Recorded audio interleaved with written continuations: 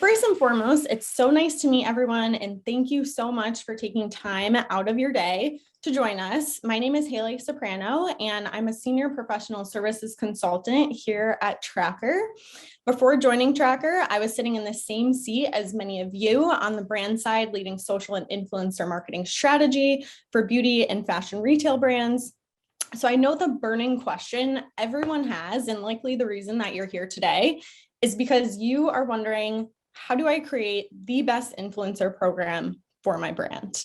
Well, we are so grateful to be joined by two incredible leaders in the industry today who have successfully created some of the best influencer programs and represent some of the top talent. In this hour session, they're going to be sharing their expert advice on what it takes to fuel the best influencer programs, how brand and influencer relationships have evolved over the years, and offer some real concrete strategic ways to build relationships with lasting impact. So without further ado, I'm honored to introduce today's speakers, who I will let further introduce themselves: Alice Hampton, founder of ACP Management, and Deborah Ross, Senior Vice President of Shiseido. So Alice, if you want to go ahead. Thank you, Haley. Lovely to meet everyone. And hi, Deb. So nice to see you again. So by way of introduction, my name is Alice Hampton. I'm the CEO and founder of ACP Management, which is a small boutique celebrity talent management agency. I'm based in Santa Barbara, California. And my background is actually more on the brand side. So Deb and I used to work together. My last role, I was vice president of global communications for Shiseido makeup and also Bare Minerals. So my background over the last 20 plus years has really been on the brand side. So leading the communication strategies for global markets, very much in the beauty category. So during COVID, I think there was a lot of pivoting, should we use the most overused word during COVID. And I actually took some time out from corporate life, and then very organically, a friend of mine just said, look, while you're in between starting your next role, would you just help manage me? And I was responsible for signing some of the world's biggest talent to the brands back in the day. And so now it's kind of how I explain it to people is, I would sign the talent to the brands, but now I kind of bring the brands to the talent. So it's kind of very similar, but I'm now on the other side of the coin. But I'm delighted to be here today, and I'm very excited to see Deb again. So we used to work together very closely at Shiseido. So over to you, Deb. Thank you, Alice. Hi, everybody. I'm really excited to be here today, too. And thank you to Tracker for having me. I'm Senior Vice President of Global Marketing for the makeup category for Shiseido. I just wanted to clarify. And I'm a beauty girl. I mean, it's been my career my whole life. I've worked at some of the greatest companies, meaning Christian Dior and Estee Lauder and Strivectin, and now at this beautiful brand of Shiseido. And so Alice and I did work together. And what's funny about that, I was talking about pivoting, is that Alice used to obviously run our influencer marketing program, and then she pivoted. Now she is an influence, and I see her, which is so funny. Actually, that is so not true. Higher influencer, which we know is on the rise, and we can talk about that. But high engagement and good, Alice. So we love that. We love being here together. But, so happy to be here with all of you and talk about this topic. Awesome. Well, it's no secret that, as you both know, influencer and brand relationships look much different today than they have even just a year ago, 2 years ago. And I think with the rise of new platforms, consumer shopping habits becoming increasingly digital, and consumers really demanding more authenticity from brands, there's definitely been some changes in those dynamics. So I would love to hear from both of you. What are some of the key ways that you think brand and influencer relationships have changed over the past few years? Well, Deb, I might start. So I think back in the day, and I'm thinking, when I first moved to the US almost 10 years ago, it was very much a one-way messaging from the brand. So the brand would set the tone, the voice, the creative, they'd do the shoots, they would sign the celebrity or the influencer back in the day to be part of the campaign.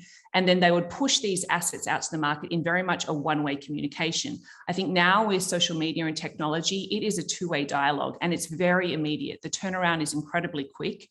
So it's no longer the brand telling the consumer what their brand is. It's the consumer and also the influencer telling the brand what their brand is. So I think that would probably be one of the biggest changes I would have seen over the last few years.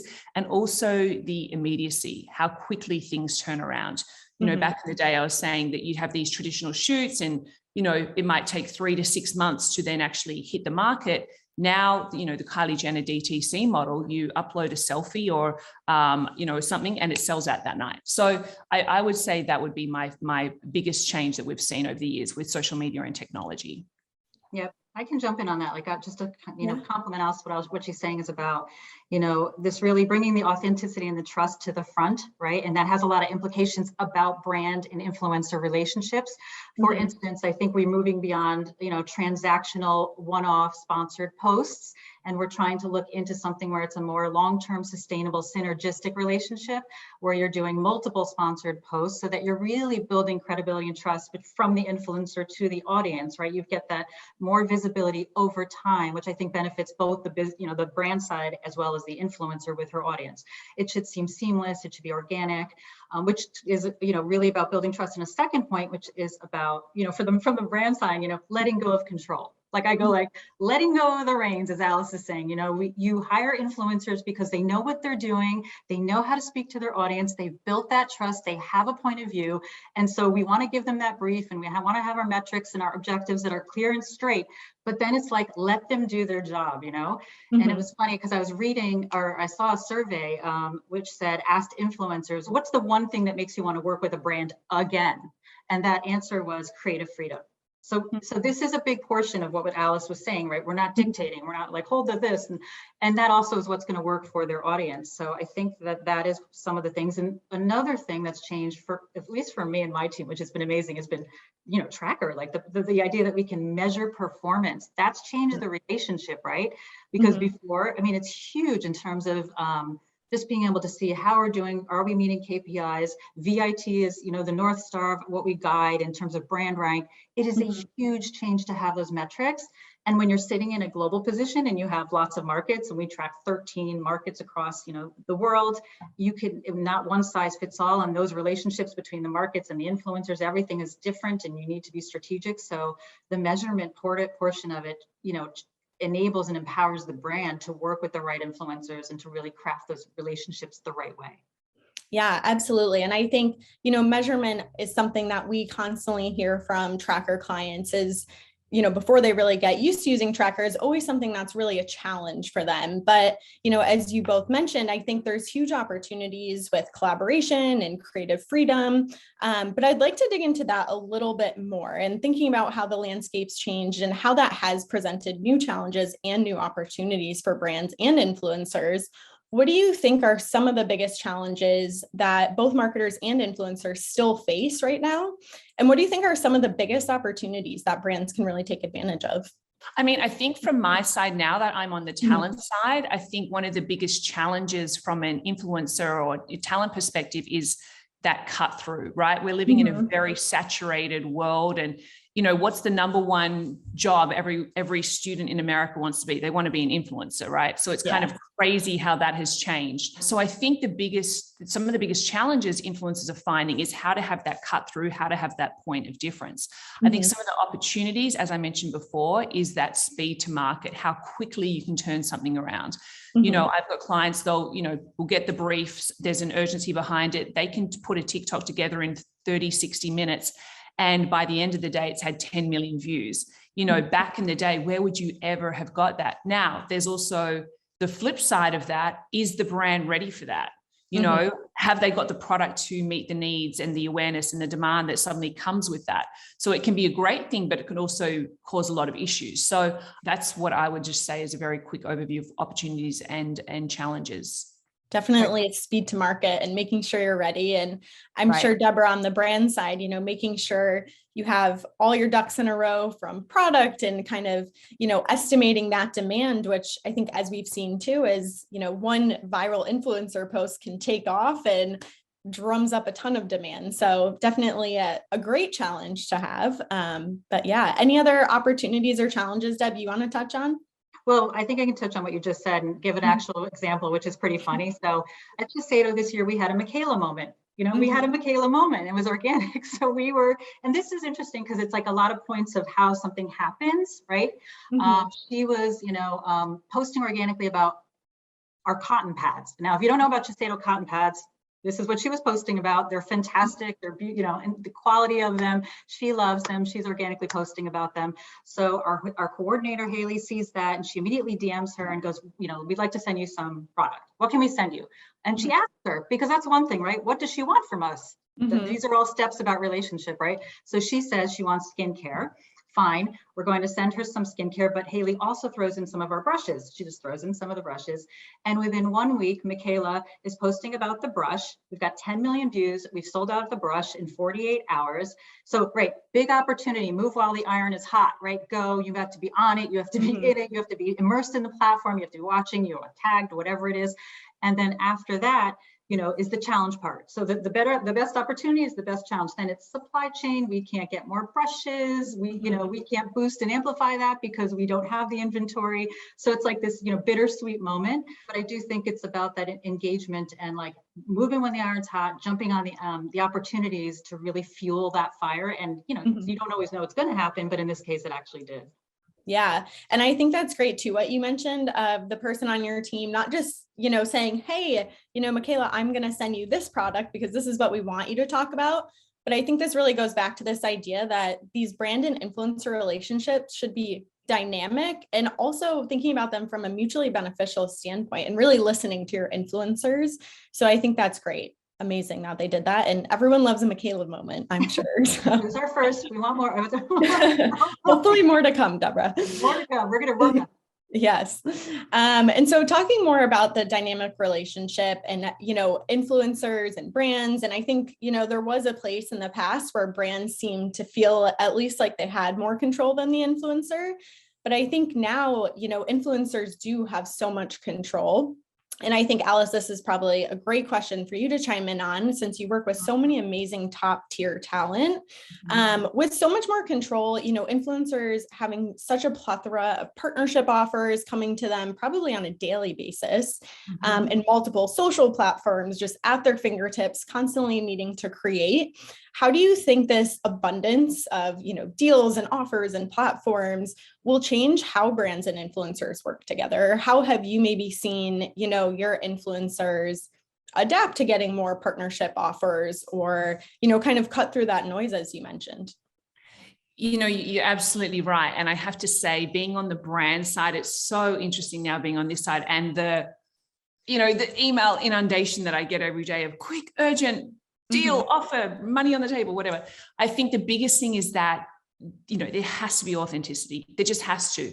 Not only the brands are building their brand, right? But the influencer or the talent or the digital creator, they have their own brand. So it can't just be a money grab, and I've had clients turn down big 6-figure deals because it just didn't align properly, right? So I think, yes, as I see, there's a ton of migration to online, especially in the TikTok space, I will say, especially in the last sort of 18 months, 2 years during COVID. There's a lot of offers on the table, but at the end of the day, you've just got to stay true to you as a talent and an influencer. And if it doesn't align with your brand values or who you are as a person, then I would say don't do it. I think the other thing is all the different channels, right? You've got TikTok, Instagram, YouTube, Snapchat. You've got so many different ways to share that brand message. So what's the objective from the brand? Are they looking for more of a long form educational component that they want the influencers to get into because maybe it's a health thing or a medical, who knows what it might be? Then maybe that should sit on YouTube. Are they wanting more of that big, heavy hit, huge awareness play? Okay, upper funnel. Maybe it should be a TikTok thing that's something in 30 seconds and it's just product placement. It's very subtle. So I think it's, yes, there are a lot of deals on the table. Don't just go for the easy money grab because that's an easy thing, but then your brand will go like this and then it can go like this very quickly. So if you're looking to build a long-term kind of brand strategy and really build a brand for the talent from the influencer, then you want to pick and choose your partners very carefully. And again, it all comes back to authenticity and organic. The consumer is way too savvy these days. They can see right through it if they go, okay, she totally doesn't use that, or she doesn't believe in it. So I think there's just so much transparency now. Yeah, absolutely.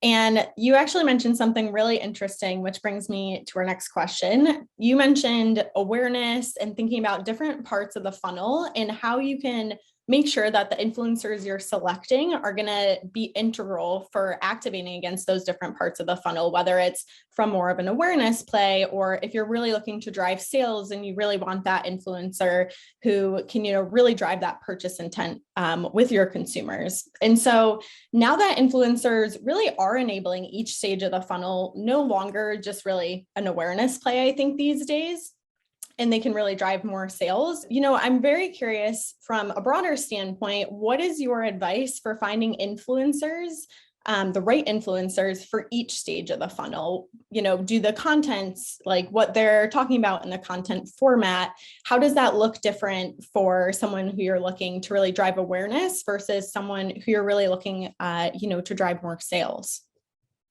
Yeah, I mean, I can jump in there for sure. I mean, the funnel, right? We talk about that, and it's the traditional funnel certainly is, this is no longer linear, right? When we talk about the funnel, it's changed so much, and we have to think about it in a digital mindset because the customer enters and exits or zigzags in a way that didn't happen traditionally. So yes, at every stage of the funnel, you have to think about what platform is going to work for you, what influencer is working for you. So like, for instance, on an awareness level, we have a global brand ambassador or our VIP level, which is Hunter Schafer, and she's kind of a little bit of a unicorn on Instagram, where she has 7 million followers and her engagement rate can be up to like 28%. It's kind of unheard of. So from an awareness level, she's so great for us, and we're working with her and we're doing content with her. But as soon as we start coming down the funnel, right, that's not working with her for us. So it's basically about looking at, if we want to make makeup tutorials with influencers and we want to come down the funnel, and where do we want to make that and who do we want to make that with? So it does change in terms of format. It does change in terms of which platform we want to choose to do that. And even at the lowest funnel now, we have so many things that are like, promo codes and swipe ups. And now we have social commerce coming into the scene here on the platforms, right? And that's going to change influencer and brand relationships as we move forward completely, right? Live streaming shopping with an influencer on your behalf. And so all of these things are really the things that you employ. And you have to look at each stage, and you have to look at which, and with TikTok, it's like, right, it's like you can't even judge, because we were working with an influencer with 16,000 followers. She was a micro influencer doing some like tutorial type things for us. And all of a sudden, when she posted on her behalf, she had 5 million views. So it's like, it's like you can't even know you're going to get this big reach all of a sudden. And that's also kind of a special thing. But you definitely have to put due diligence in and be data driven. I think that's the other portion of it. It's data driven. You can look at engagement rates. You can look at what's happening with the influencers that you're working with to optimize. And of course, that longer term relationship also helps on the platforms. But it is definitely a customized world based on all of this.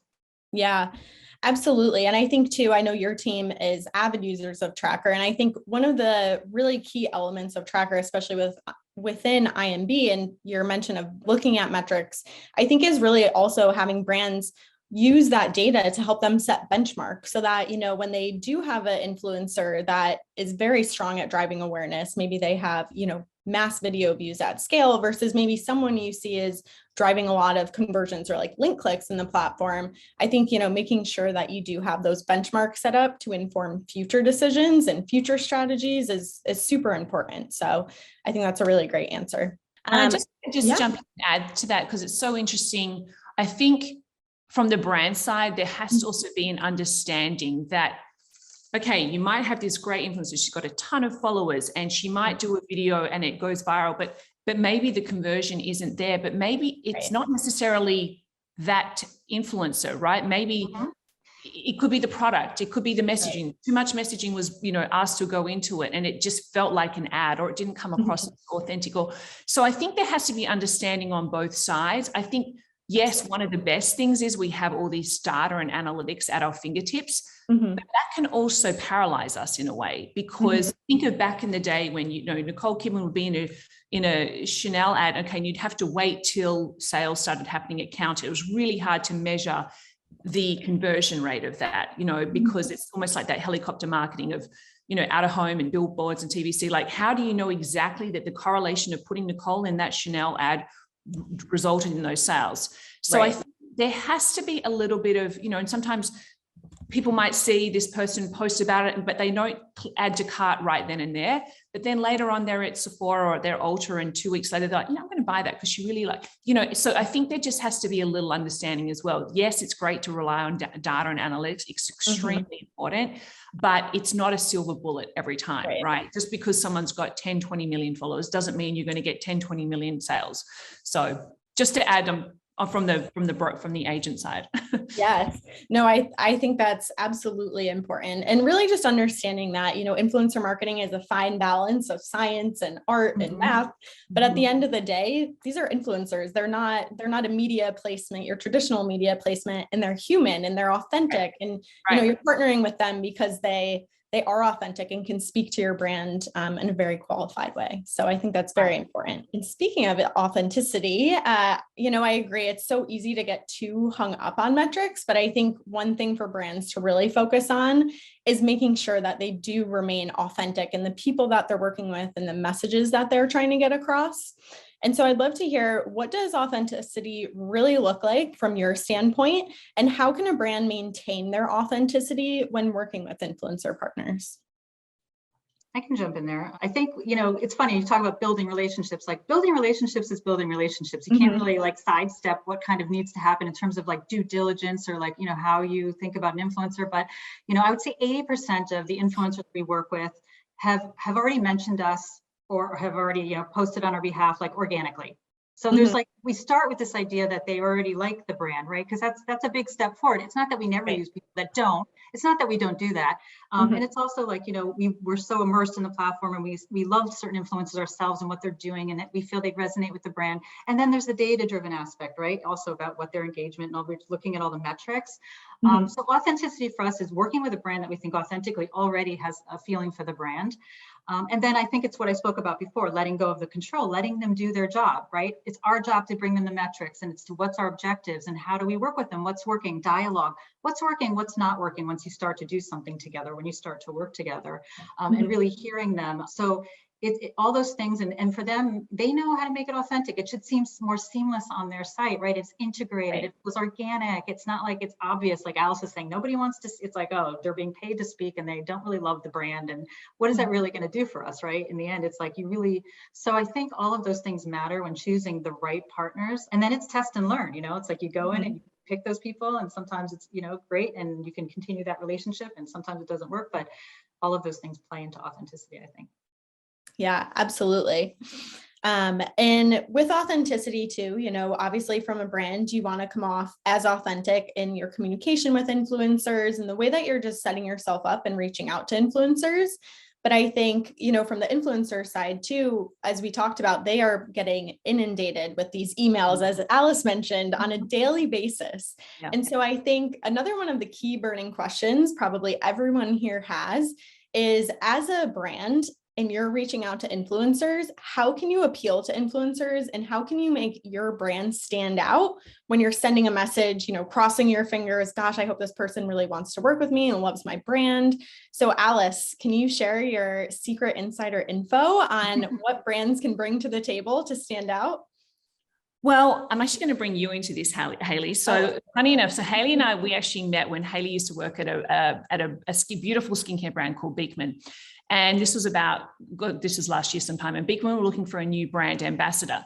And at the time, the person that they were looking to partner with, one of my girls, was also being, I'd say, courted, shall we say, by another huge mass skincare brand, like, let's just say, big budgets. And, Beekman was a smaller brand, but had these beautiful philosophy of kindness. And that very much fit my talent, who they were, talking to at the time. And so we set up this meeting, and it happened to be, obviously it was in the height of the pandemic. It happened to be over lunchtime.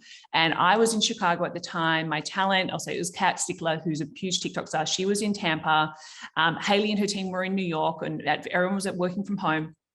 And very sweetly, the team, Haley, I should say, sent lunch to all of our respective locations so that we could all have lunch together, right? So back in the day when an agent or a manager brings their talent to meet with the brand and you're doing a partnership, usually you're out to lunch, you get to know each other, just like a first date, right? And I have to say, it seemed so silly and so small, perhaps, but it made such a difference and it felt so warm. It felt like we were part of the family. And I think that really got that over the line. You know, it just felt like we were all having lunch together, even though we were all stuck in our homes. So, you know, being, you know, just like you want the influencer to almost personify the brand, like if you were to think of, okay, if this brand was a person, who would that be? Great, this talent would be the person. You know, you want to bring that human element from the brand side as well, that emotional connection. Why your consumers fall in love with this brand is because of what are those brand values? And you want to show that to the influencer. You know, it's really interesting. I see, obviously we live in a very time sensitive, urgent world and need to know answers today. But you know, if just as you've done your due diligence as a brand on, you know, seeing if this influencer is the right partner for you, you've got to allow them to do their due diligence, you know, the same. And, you know, I need to certainly, you know, make sure there's no issues I need to be aware of, nothing that I think would tarnish my talent as well from a brand side, because you've got two brands here. So just because it's a person doesn't mean it's not a brand. But I would definitely say, you know, being kind, being respectful, it really goes a long way. And it's kind of crazy to say that in this world, but you'd be kind of shocked at the things you see on this side of the coin. So that's what I'd say. So Hayley, I'm giving you a shout out for that, because that really stood out to both Kat and I. Thank you. Thank you. I appreciate that. And yeah, I think it's, you know, at the end of the day, like you said, influencers are human, and, Right. you know, thinking about them as an extension of your team, I think that's really where brands can win is, you know, I would treat any influencer partner just as they were one of my coworkers sitting down with me. And I think that can really, really go a long way and really just show your partners how much you care. And, you know, you're really invested in them beyond just a monetary standpoint, but, you know, you really actually care about them. The small things matter in relationships. Yeah. Like you think about your own relationships with anyone. It's like the small things that make you feel like someone's interested in you or has thought about you or cares about you. Mm-hmm. I feel like a couple of years ago, maybe 2 years ago, we do a lot of seeding, and it was like thinking about all our makeup artists when we send them out. You know, we certainly changed everything to sustainable packaging because that's what everyone cares about. They get so much they get so much, you know, gifting, and so basically it's like we changed that, and then in addition to that, you know, with the foundation launch, we use, you know, from a perspective, is like, you know, it's better for image, send out these big, beautiful bottles and 30 shades, you know, it's like this whole big thing, but it was what we heard from them is really, you know, it's hard to transfer things into our kit. We want things that are convenient. We want things that are smaller. That's also good for sustainability. So now we do like 10 ml bottles, right, of all the shades, and we give them one bottle to see the hero as the package. And we've gotten so many DMs to be like, thank you so much for considering us and like how we can, you know, work with what you're giving us. And they DM people, or, you know, we're sending you something and someone will say, we're not here now, send it a month from now, I'm traveling, or, you know, it's like all these little things that you just can think about other people and how they're doing their jobs, and what makes it easier for them to like, and so I feel like the small things are the things that we sometimes underestimate. Like you're saying lunch, Alice, and I'm just saying, right, little different sizes so that they can put them easily into their kits and it's not a mess when you're transferring over. All those things matter. Absolutely. Awesome. Well, some great tips already. I hope everyone has kind of taken some notes, writing some of these things down. So to continue talking about some real tangible tips for selecting influencers and how to successfully integrate them into your strategy, I want to really talk about here, how can you determine whether an influencer will make a good long-term partner versus a one-off partner? I think it's a due diligence process again, right? In terms of a long-term partnership, I think you have to think about, you know, your own brand values in terms of how does that align synergistically with someone you want to work with long-term. We overlay, like, you know, as a team, we always look at that, you know, at the heart of Shiseido is art and science and inclusivity and respect. And, you know, there's many things that are part of our brand ethos, and that has to really line up with potentially who we're going to partner with. And then it is about the metrics again, right? We come back to data driven. We're able to really see, you know, in terms of where does that person fit in the funnel, and it's about awareness and how are we going to utilize that person. And then there's kind of like the personal magic, like people we just love, you know, we just go like, oh my God, we can't, like with Hunter, we were like, it was so magical to partner with her, and we felt she was such a great, you know, fit with the brand. She was way before she, you know, got big on Euphoria, and just the most loveliest person with the, you know, and that partnership happened from personal connections. Actually, it was personal connections that happened. And I think you can't underestimate who, you know, the people that you resonate with, who's in, you know, those things can tend to work out sometimes. So it's sort of the magic of personnel connection, the metrics, and the brand values, and that you just feel like this is a person who really resonates with us and we resonate with them in their audience. Absolutely.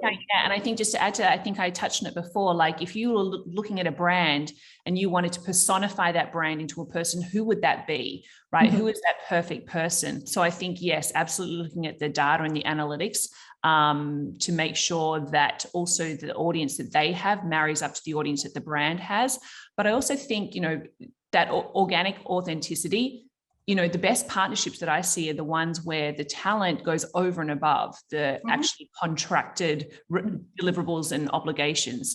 I have one talent in my roster who she's the face of a brand, and we were counting up how many extra organic mentions and posts she did, and I think we were up to like 19 or 20. Now that was just added value to the brand, so the brand is beyond thrilled. They're re-signing her, and it really goes a long way to show that there's love on both sides. One, when the brand really loves and looks after and respects the talent as a person and not just a transaction, but then also it goes the other way. That talent also has to show how much they organically really love this brand. So it also looks good for their followers. So I think they are the best, the most successful influencer campaigns when it complements both ways.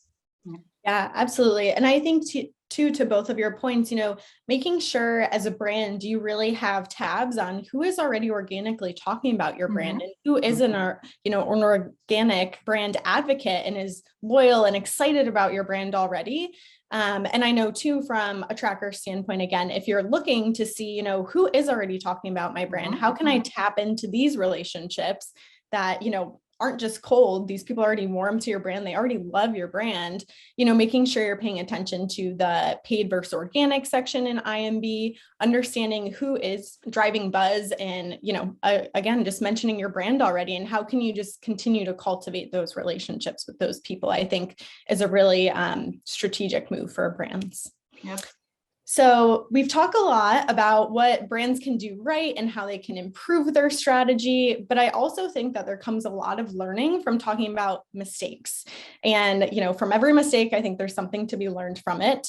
And so I would love to hear, what are some of the biggest mistakes that you both have seen brands make in their influencer relationships, whether, it's you from the influencer side of things or from the brand side of things. What are some of the biggest mistakes that you've seen that people should be aware of to avoid? I think I think Deb touched on this before. I think when a brand is trying to dictate what they want the talent to do, you've got to remember, the brands have got to remember, these talents have built their platforms on their own. They know their audience, they know their demographics. Okay, and it might take a little bit of adjusting and reevaluating. But honestly, if you want ROI and you want a huge awareness play or you want conversion, you've got to allow the talent to speak about or show or create content about your brand in a way that they think is going to resonate best. They really are the campaigns that do the best. So I think having a little bit of flexibility and almost like releasing the reins a little bit there, it's super important. And also it just makes, the talent feel like, they can be creative and shine and do what they're really the best at. So that's what I would definitely say. Yeah, I think to add on to that too, I think managing expectations, right? Like sometimes it's like you're getting an influencer and you're doing something, an activation with them, and you're not exactly sure what your objectives, or do you understand your objectives? Are they clear? Because maybe it's an awareness play, but you're looking for conversion, and then you're like, wait, what happened? Like I think there was a lot of that along the way. I can speak for myself in terms of a few years back, and having the data. Right, the data-driven analytics to say, no, this person's an engagement, we're going to get engagement here. And this is not about conversion, guys.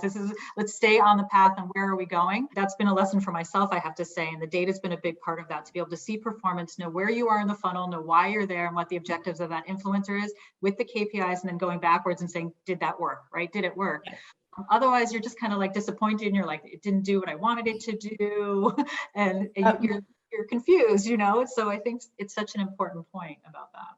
And also just to add to that, where does that influencer live in the overall brand influencer ecosystem? Okay, so you might have this top tier, macro influencer, but surely you've also, the best campaigns or the best influencer strategies that I've worked with, done myself when I was on the brand side, and certainly seeing it on this side, is when you have a micro, mid-tier, and macro influencer strategy, right? Every layer of the funnel has its importance. Obviously the micros, that's very word of mouth. There's a lot of trust there. So, okay, you might want Kim Kardashian to do a huge general awareness play, but from a percentage wise, you're not going to get the same sales as you possibly would with a micro.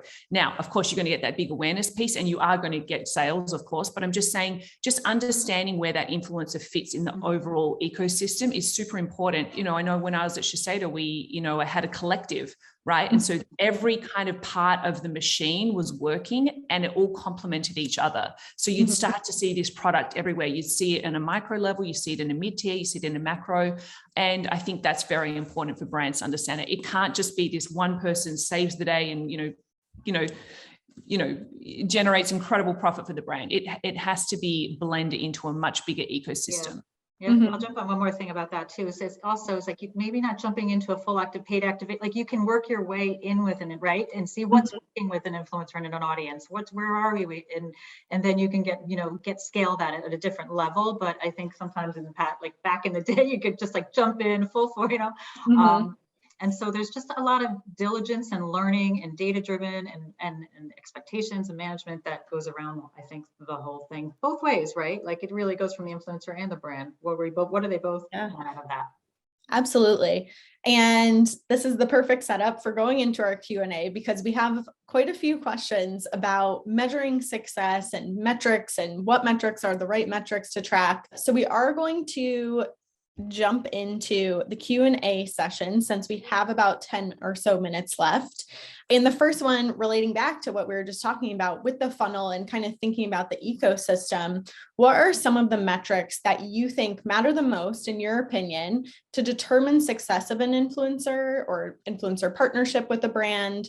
And I'm sure that you have some thoughts specific to each part of the funnel. So would love to hear your thoughts on what metrics should brands be tracking. I mean, because you're partnering with Tracker, you guys, I feel like, you've made it easy for us, but like the idea of VIT, right? So we look at brand rank and we look at VIT, and brand rank can be informed by VIT, right? So when we talk about VIT, visibility or awareness at the top funnel, we can measure, how we're doing based on visibility at the top. And then when we start coming down into engagement or impact, right? And what's engagement, right? We're looking at, comments and shares and saves and likes and, eventually maybe even UGC, but like we're looking at a world there that we start to measure that engagement. What's the average engagement? Where do we come in? How do we rate ourselves versus the benchmark? And then of course, trust, which is really more about like the exclusivity of where you are in this post and how you are in the post. But again, that can be a strategy. You want to be an exclusive post, you want to be a shared post, whatever that all is to build trust. So I think with the data, you can really pinpoint exactly what you're looking for. You can take it apart by region and say in Hong Kong, we over-penetrate in visibility, but we really need to build our trust score because that's where the ranking, that's what's affecting our ranking. So therefore, in every single market, it's different. And you say, okay, well, then this is the strategy for that market. Building engagement or, building awareness is needed, or all of them, but what's the, where are you winning and where are you not winning? So it's a lot, but it's a lot of great data and you can be very strategic about it. Absolutely. All right. And another question that we had come in, I love this question because you both, of course, are execs. And I think there's still, a lot of teams and brands that it's really hard for them to go to their senior exec team and get across the value of influencer partnerships, which I think we all, it's no shocker that influencers are an extremely valuable part of an influencer marketing strategy and overall marketing strategy. But if you were to give advice to someone who needed to go to their senior executive team and don't quite see that value in investing and leveraging influencers yet, what would that advice be?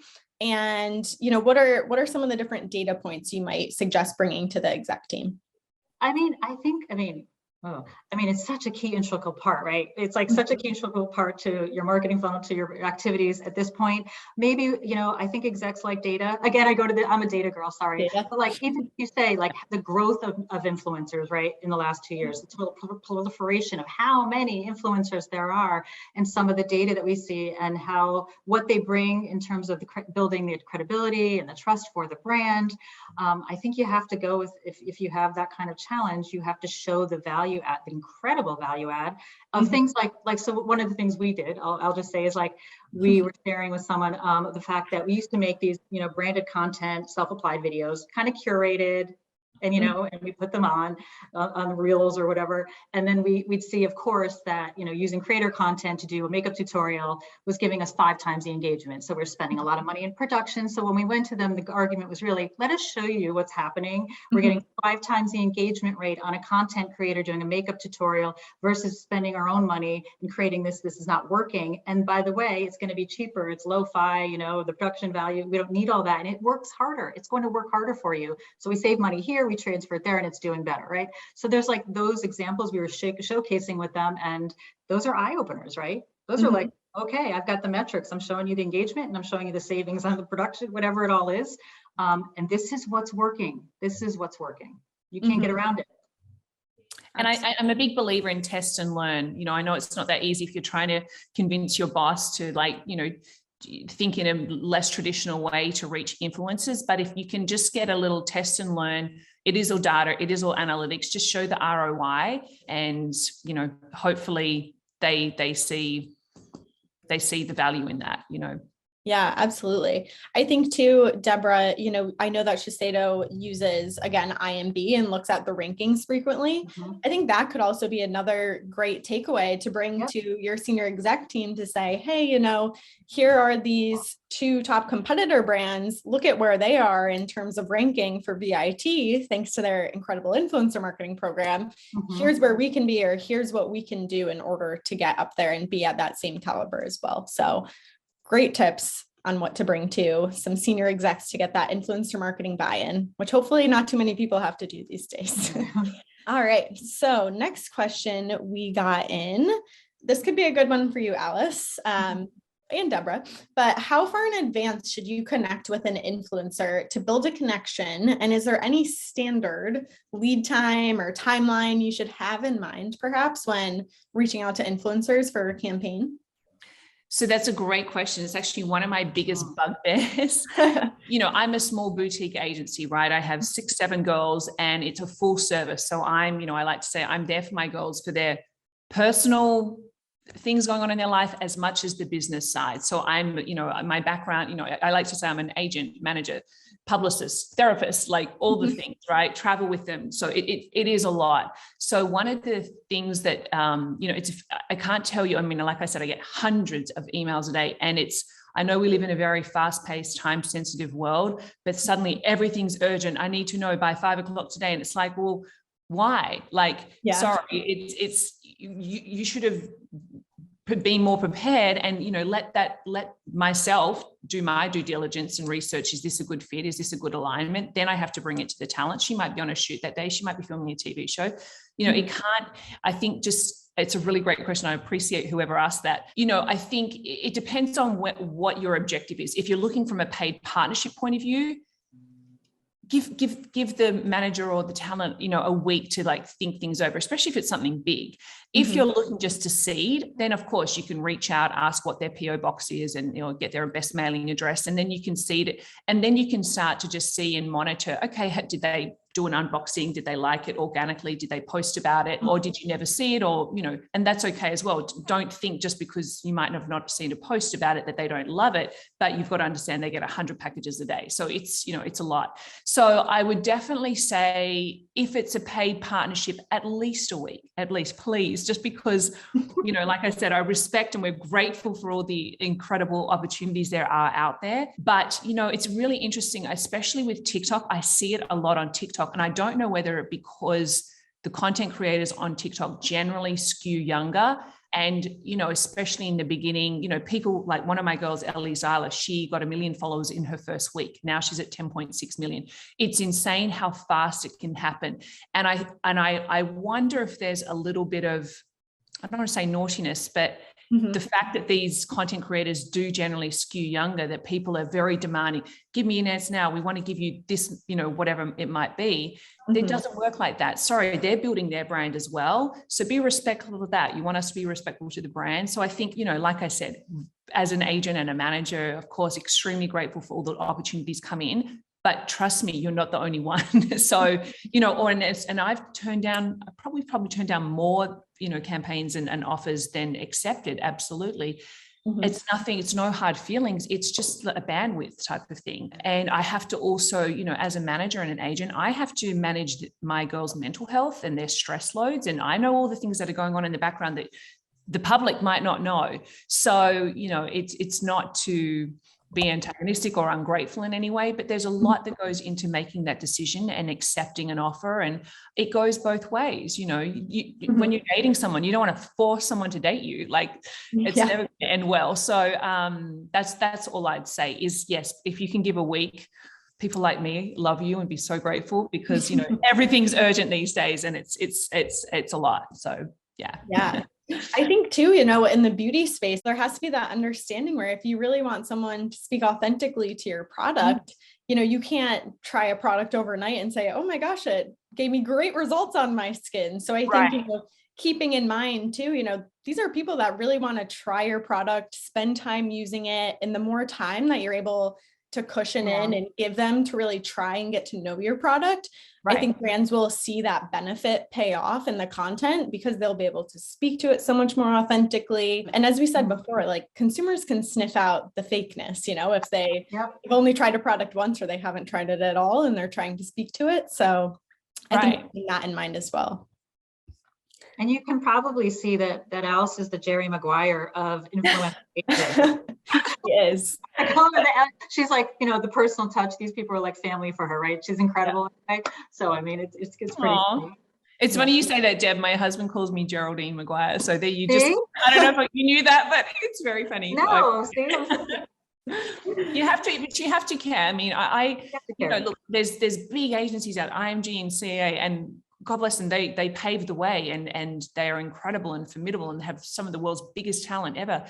But, me personally, I couldn't look after 70, 80 girls. I'd just be like, how do I have differentiate? How do I really hone in and go, okay, what's best for this girl versus this girl? So that's just not my way. And I think, it kind of mirrors the personalization, the customization, that kind of world we've moved into from a brand perspective. That's moving into the agency management world as well. I think people are looking for that, not always, of course, but that's, small, high touch, high service. Like I said, when, my girls have something personal happening, I'm on the 7 a.m. flight and I'm there with them, navigating that and navigating the publicity and the, the all the things that come with that. So it's just a different perspective. Yeah. Absolutely. I think the interesting point too, though, like for a quick, but is that it's also the relationship with the manager. Like they're the facing of the influencer, right? Like some of the time, sometimes you're doing directly, but that matters too, right? How you treat that relationship, how you build that relationship is also so important and so key. Right.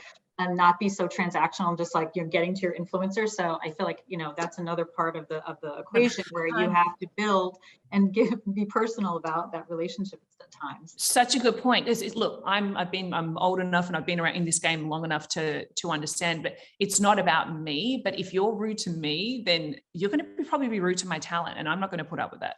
So, that's 100%. If it's how you treat me, then I feel that there's a trust and that I can, okay, yes, let's do this influencer trip. Let's do this, I need to protect my girls. And so, that's a really good point, Deb.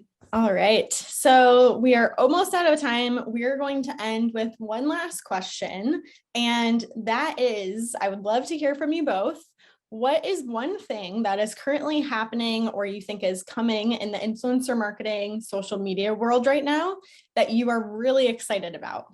I can jump in there quickly. This is going to be a little bit like, right, so there's a lot of talk about the metaverse, right? What is the metaverse? What are AI influencers? What does that look like in the future? How do we, NFT, all these incredible things that are happening in technology and moving into these worlds. And I think that, you know, the social shopping platforms plus, you know, all thinking about all of this, how you, as a brand, the agility, the flexibility to start thinking and moving towards things. But I don't know, that's exciting for me right now. I just think those things are exciting to think about as we move forward. It's just, as we know, things change so fast. It's a dynamic world and it's changing so quickly.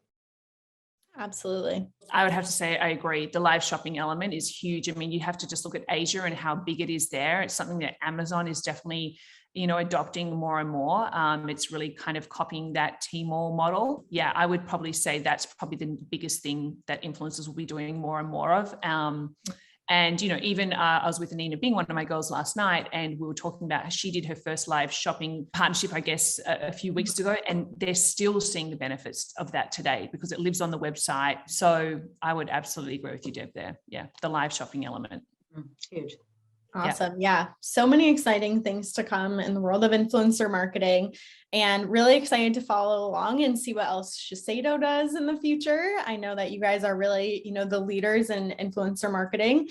And Alice cannot wait to see all the different brands and amazing partnerships that your lovely group of talent gets to bring to life as well. So we are about to be out of time, but I just want to thank everyone so much for your time. We understand everyone's super busy, but we really appreciate you joining us today for this hour and for answering so many incredible questions. If you did enjoy this event, we host a ton of different events covering a variety of different topics. So be sure to follow along with Tracker on LinkedIn. Make sure you're signed up for the newsletter so you can find out about different events and different speakers we will be hosting coming up in the near future. And if you want to reach out and connect with Alice, she, like I said, represents some incredible talent, wonderful person to work with. You can connect with her on Instagram at Alice Hampton. Also, I believe Stephanie from our team dropped her website into the chat, so definitely feel free to check her out. And Alice and Deborah, I can't thank you enough for taking the time out of your day to share such wonderful insights and all about your experience with us today. So thank you so much. Thank you, Haley. Thank you, Haley. Thank you, Tracker. Thank you so much. Do an amazing job, and you're definitely best in class. So thank you for having us. Thank you. Alice. Have a wonderful day, everyone. Bye-bye. Bye. Bye.